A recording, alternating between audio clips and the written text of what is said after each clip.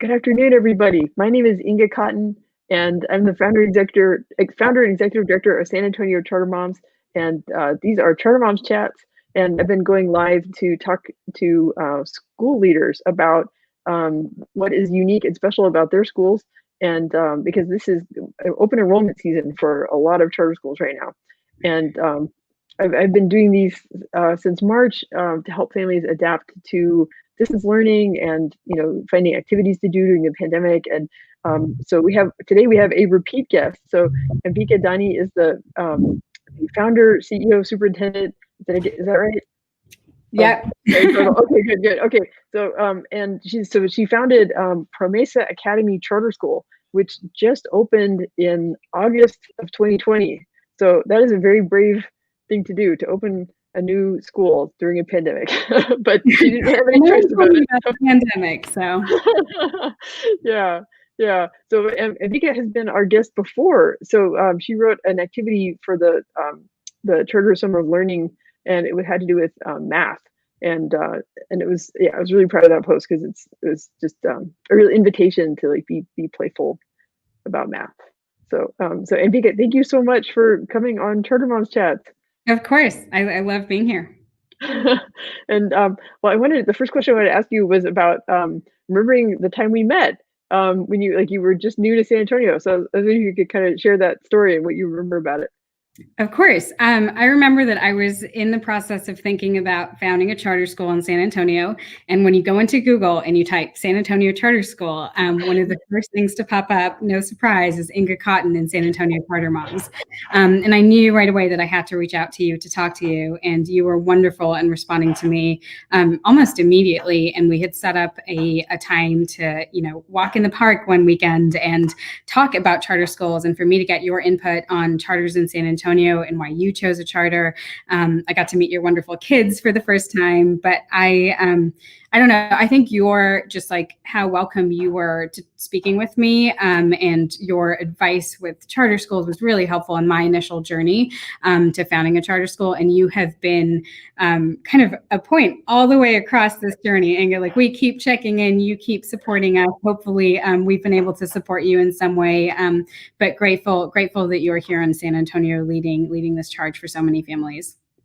Yeah, well, I remember when we met, and like it was fun. We were at Hemisphere, and like the kids were climbing around and playing, and they were staying busy. And I like walking and talking and thinking at the same time. And I remember thinking that you had a great attitude about wanting to learn about San Antonio and wanting to like put down roots here and figure out what people in San Antonio were doing and find out what other innovative schools, like what's happening. I mean, you've traveled to innovative schools all across the US, but you wanted to know about the charter school scene in San Antonio. And I was just so impressed with like your approach to this. And I just had a really good feeling that, sooner or later, once your school opened, that it would be a really great place for kids.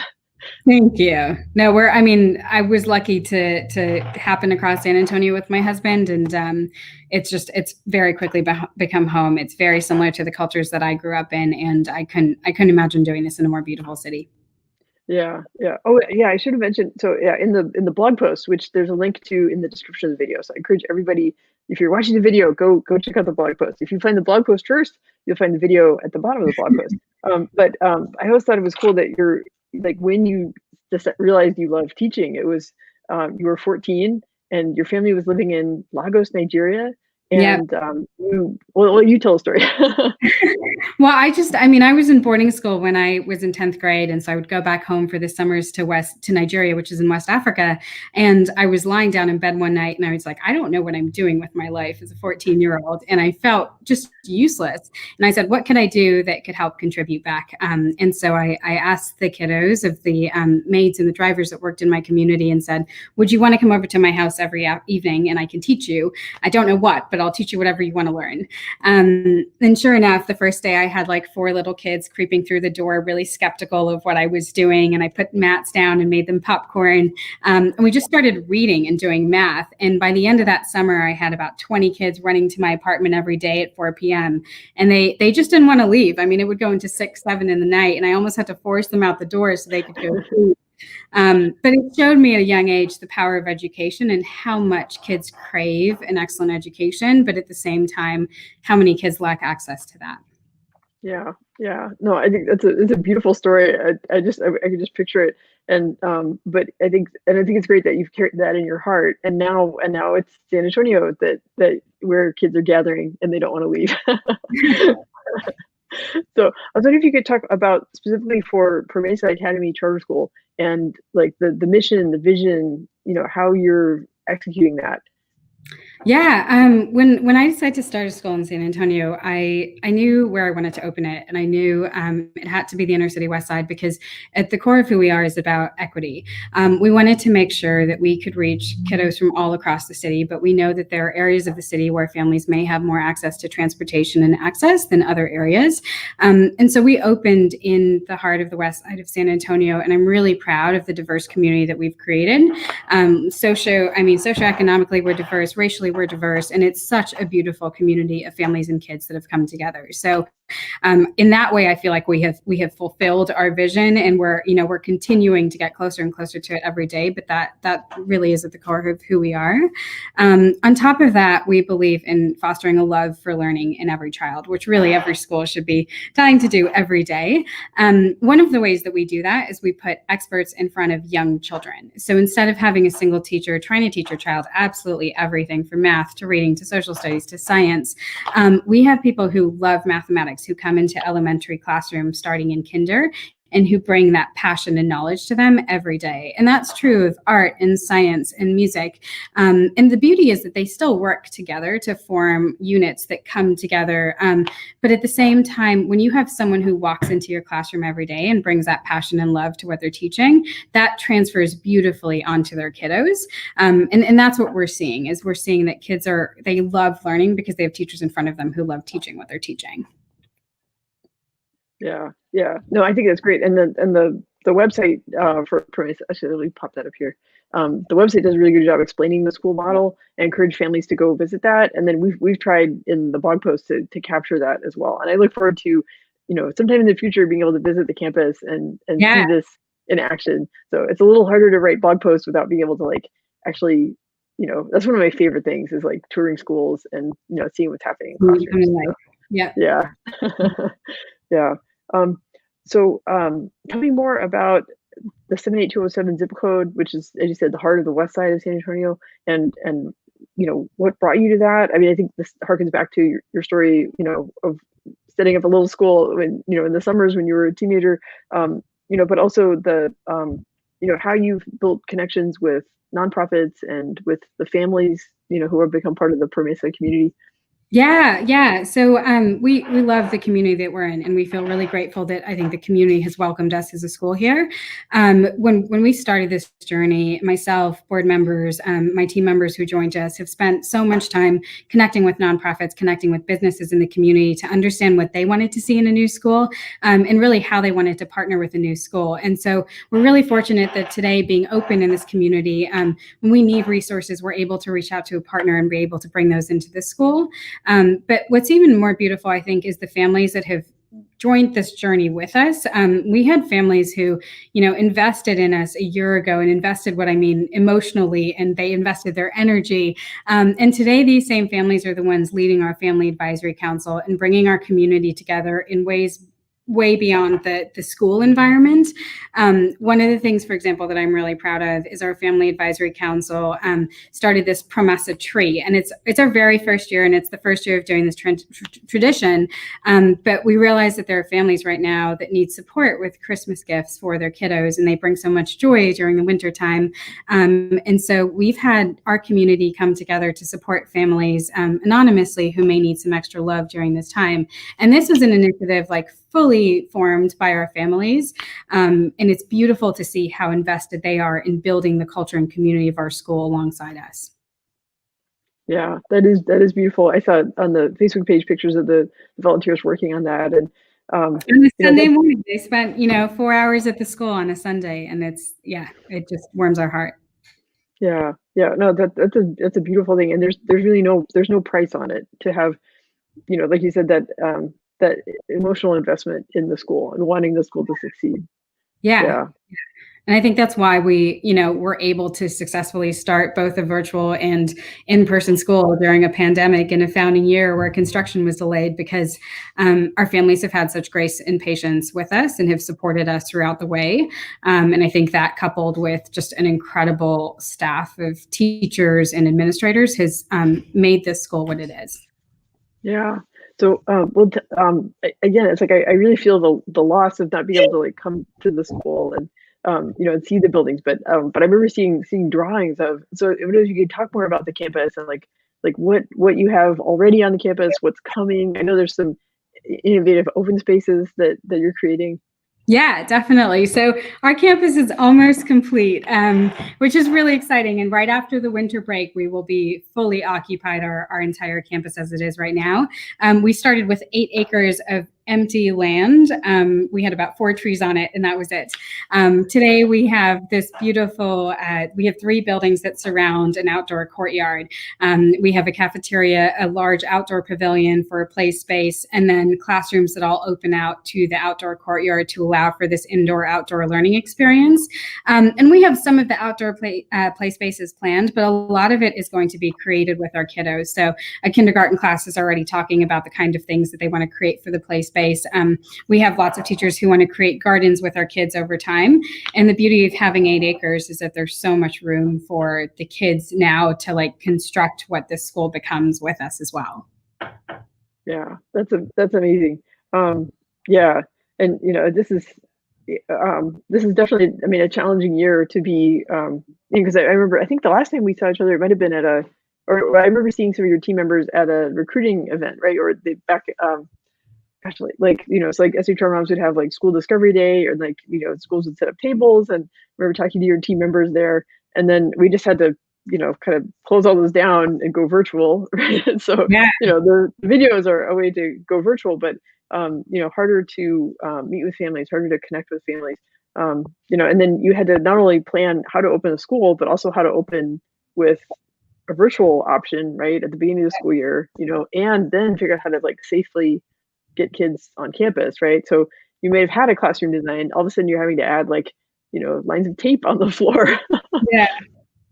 But I think that's the beauty of education, is we're always innovating and reacting in the moment. Like the best teachers are ones who a question from a child will spark a whole discussion that maybe wasn't planned. And that's the best kind of learning. And I feel like the same way when you got a team full of educators that embrace that philosophy towards education, it's like, oh, pandemic is coming our way and we have to transition to a virtual school. And we had a group of people who are willing to do whatever it takes to make it the best virtual school we could. And I think, just the positive reactions from parents in the first few weeks itself was so overwhelming. It really, it just made us know that all of that effort and all of that time and energy spent towards brainstorming this virtual school was really worth it. And we've just continued to iterate over time. It wasn't that we rolled out something in August and that's the same thing today. We've been listening to families and their feedback, and we continue to evolve with their feedback, because education is all about refining and reiterating and innovating. And so I truly hope that the school we are today is going to look very different than the school we are 5 years from now. Yeah. Well, what things are you looking ahead towards, I guess? So you mentioned, so when the school opened, it was for grades K through 2nd, right? So that's the current student population is grades K through 2nd. So then, right, and you're still enrolling for, there's open seats in all those grade levels right now? We have a couple open seats. We are pretty full for in-person instruction right now. We may open up some additional seats in the, sorry, my mind is. Oh, the virtual school. Right? January for in-person. We do have some virtual seats though for kinder 1st and 2nd. Okay. And then, so the plan is that next year, then, right, this year's 2nd graders will become next year's 3rd graders, right? Yes. And there'll be a whole new cohort of kindergartners coming in. And and you mentioned about how like the buildings are just about done, but there's open space, and that like, students and teachers have their vision of what we want. We want this open space to be a garden, and right, things that they're adding. So are there sort of other things that are kind of on the drawing board, or things that you're looking forward to launching? Yeah, I mean, I think as you know, in our first year, we had lots of ideas about what instruction could look like, what our electives could look like, and we're kind of testing those out and getting feedback on from them. And my hope is that as we get into this second year of actually having an established team who has seen the vision carry out through year one, we're thinking about what could we do better in year two, right? How can we improve instruction for kids? How can we make it more engaging? How can we make it more relevant? We feel a little bit strapped this year, right? COVID has really limited some of the opportunities to access the world outside the classroom walls. In some ways, it's opened up this virtual world of connections that you can make. But we're looking forward to doing a lot more of like bringing speakers in, taking kids outside of the classroom. And I think having a team that understands the core of who we are now enables them to focus more on how do we lift up the instruction the following year. Right. Okay. So I'm thinking of, so correct me, but this is what I remember seeing like on social media that I think so Youth Code Jam was one of the partners that y'all did some virtual activities with, right? Yeah. So that like coding is something that even young children are getting exposed to. Definitely. Yeah. We have an elective, a coding elective every Friday that kids can opt into. And over time, I definitely think we're going to become a school that integrates more technology and coding into the core curriculum. I mean, as we think about the skills that kiddos need when they graduate from high school, college right now, it would be a disservice not to introduce them to coding. I think there's also a lot of value in the computational thinking behind coding. And so that's a discussion that we want to have with our parents. We want to see what they want for their children and find ways to incorporate that into our education. Yeah. And I remember pre-COVID, well, like one of the great things you did for outreach and also like to get feedback for the community and sort of test out ideas before you ran them in a real school, but was to have things like camps. And also you do, like, I remember the math camp. That was fascinating. I loved seeing the kids present, like, like, this is how you do math in Egyptian hieroglyphics. Like, Yeah. okay. Yeah. Like the brain teasers and stuff. But and I think I remember one of the, what you mentioned that like COVID has closed off some opportunities for students to go off campus and explore things. And I think geekdom was one of the things you were able to do with campers like before COVID, right? Yeah. And that comes through like relationships. So are there things that are kind of on your wish list or for explorations? I mean, I want our kids to explore the world. I honestly, I think there are no boundaries to what kids can do, and I think our teachers are starting to get more creative about the kind of access and the kind of things that we're exposing kids to.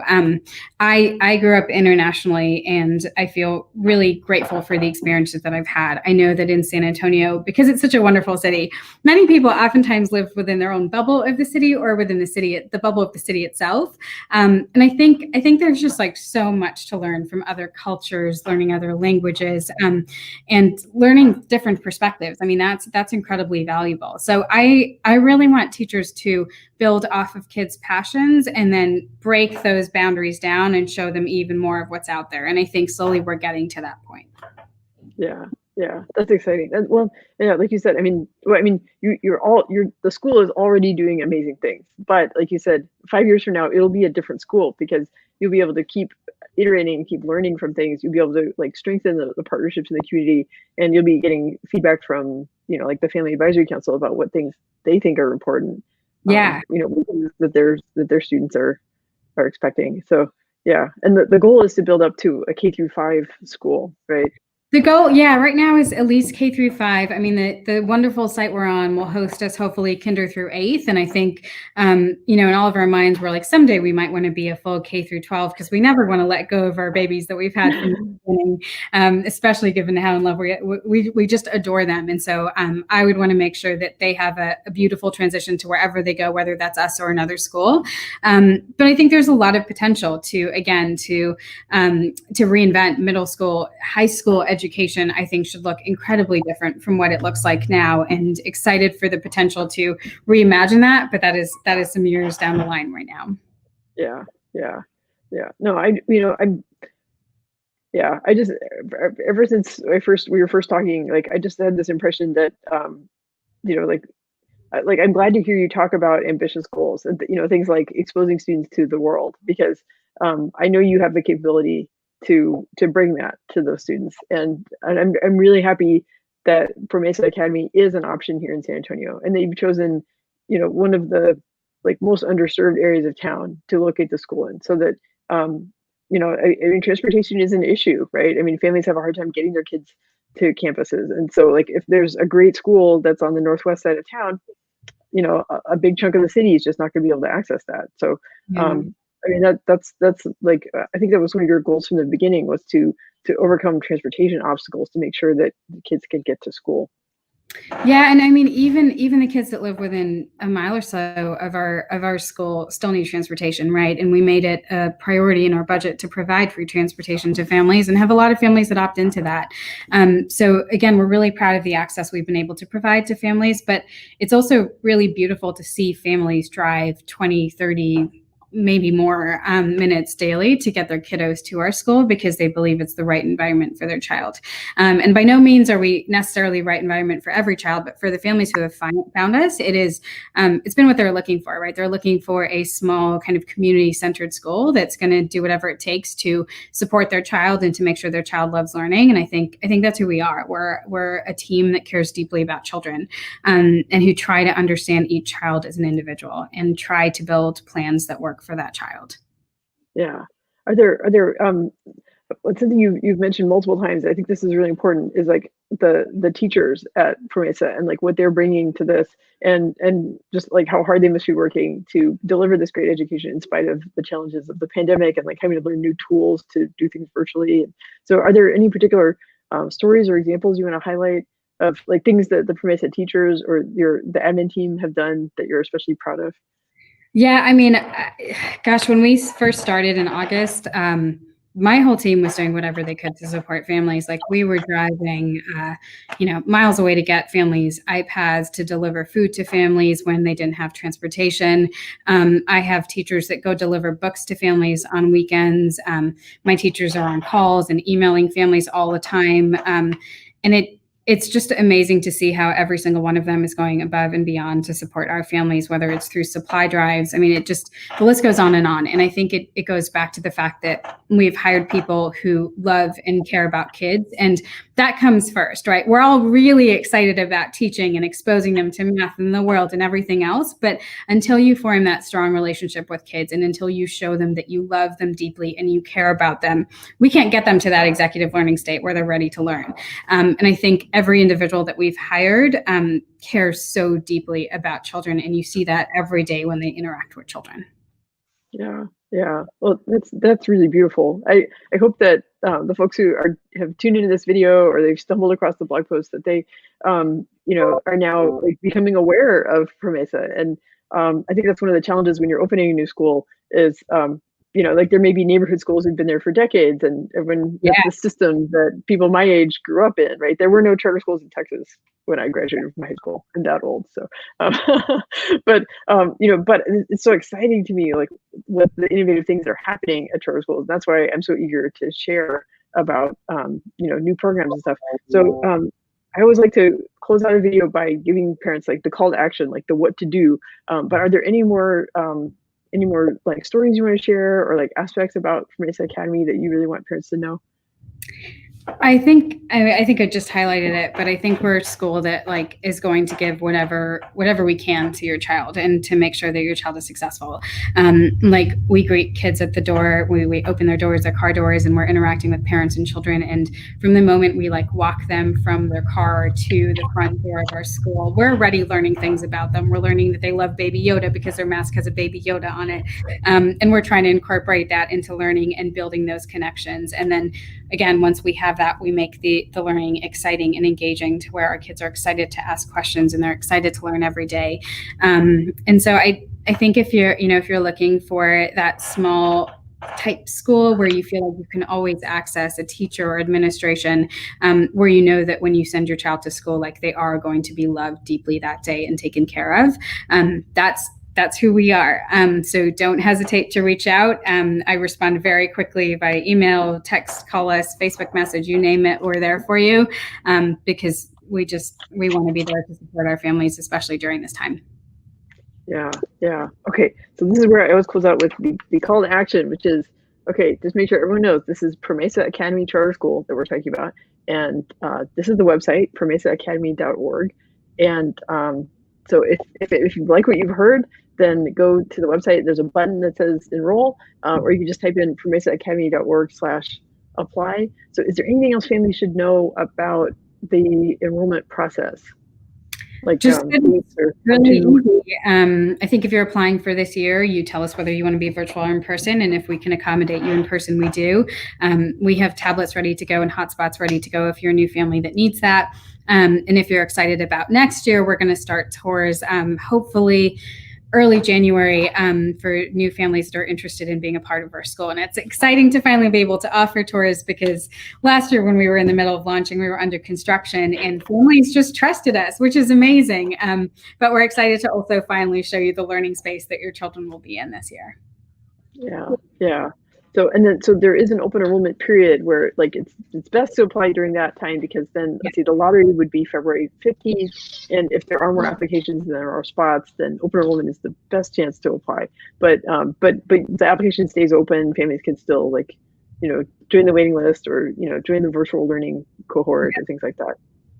Yeah, definitely. And I think if families are interested in learning more about us and even testing it out, we've given a lot of families, especially virtual families, the opportunity to jump into a virtual class for the day just to see what our learning looks like and to see if it's a good fit for your child. Again, we want to make sure that we're the best fit for your child if you're opting into us, and want to give you the chance to explore that first. Yeah. Well, I'm looking forward to, once everyone in our family gets vaccinated, I will be signing up for all the school tours and be able to see. But it's just so exciting. And I think back about your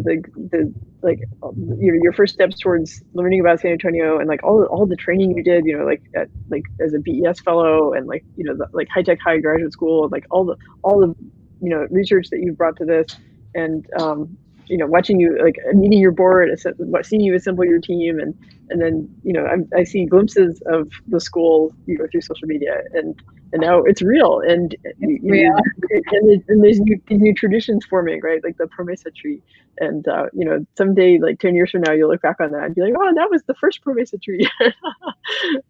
No, it's amazing. I mean, it started as just a vision 3 years ago or more, and it's a testament to the board that have come together, the community, including yourself, Inga, the families that have trusted us. I mean, it's taken so many people to come to this point, and is going to continue to take so many people to keep this going.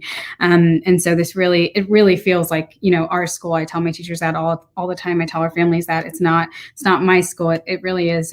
It's our community school, and it's becoming a really beautiful place. Yeah. Okay. Well, I'm gonna pop the link up there one more time, the promesaacademy.org/apply, and I encourage families to get the application. It's very simple and it's free. So it's a really exciting new school. So Ambika, I'm really glad that you could join me for Charter Moms Chats, and I look forward to partnering with you again, maybe on some more guest posts, so we can talk about math and brain teasers and stuff like that. That's wonderful. Okay, sounds great. Take care. Thank you. Bye.